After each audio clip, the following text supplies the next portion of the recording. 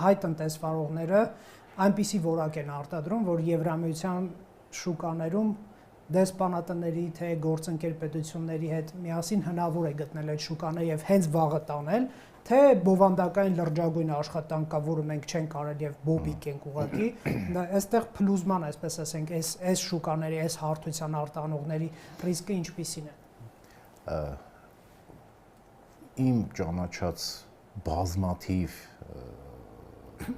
գործարարներ հենց այս պահին շատ ինտենսիվ բանակցություններ են վարում թե Եվրամիությունում, թե մեզնից հարավ արաբական երկրներում իրենց արտադրանքը այդ երկու ուղղություններով եւ ոչ միայն այդ երկու ուղղություններով արտահանելու վերաբերյալ բանակցությունները իրոք շատ ինտենսիվ են։ Որ ոլորտներն են գյուղատնտեսություն։ Առաջին հերթին, որից որ ես եմ տեղյակ, դա գյուղատնտեսությունն է։ Կարճաժամկետ փուլում իհարկե դժվար է լինելու, իհարկե նրանք կորուստներ են կրելու, բայց երկարաժամկետ առումով ավելի մեծ բան են իրենք ստանալու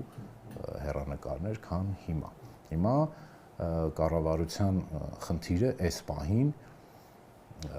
այդ գործարների կրած վնասների, այդ անսպասելի իրենց համար, հա, վնասների կամ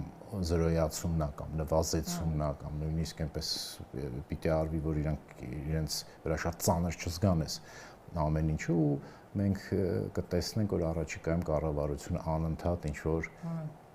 աջակցության ծրագրեր կանի, որովհետև կառավարությունում վստահ եմ, որ եթե մեր գործարարներին այս կարճ ժամանակաշրջանում օգնեն, իրենք կգտնեն իրենց ճանապարհ, ուղղակի այս պահին պետք է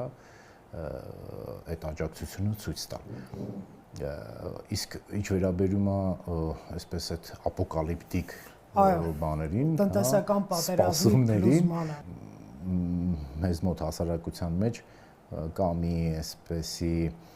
կոմպլեքս, բարդույթ, որ Հայաստան աղքատ երկիր է, բան էս կողմեք։ Հայաստանը այլևս այն երկիրը չի, որը 2.5 միլիարդ դոլարի բյուջե ուներ ու այս միանցքը փակելով գնում էր միանցքներ բացում ու այսպես անընդհատ այս բաների մեջ էր Հայաստանի բյուջեն այս տարի իմ կարծիքով կազմի արդեն մոտավորապես 10 միլիարդ դոլար եւ կառավարությունը հնարավորություն կունենա գտնել այն միջոցները, որոնք անհրաժեշտ են կարճատև հեռանկարում, կարճ փուլով գործարարներին ցույց տալ այն աջակցությունը, որ իրենց մոտ կստեղծի այդ պահուստը, ռեսուրսների պահուստը այլ շուկաներ եւ շատ ավելի հուսալի ու շատ ավելի մեծ ու գնողունակ շուկաներ գտնելու համար։ Իսկ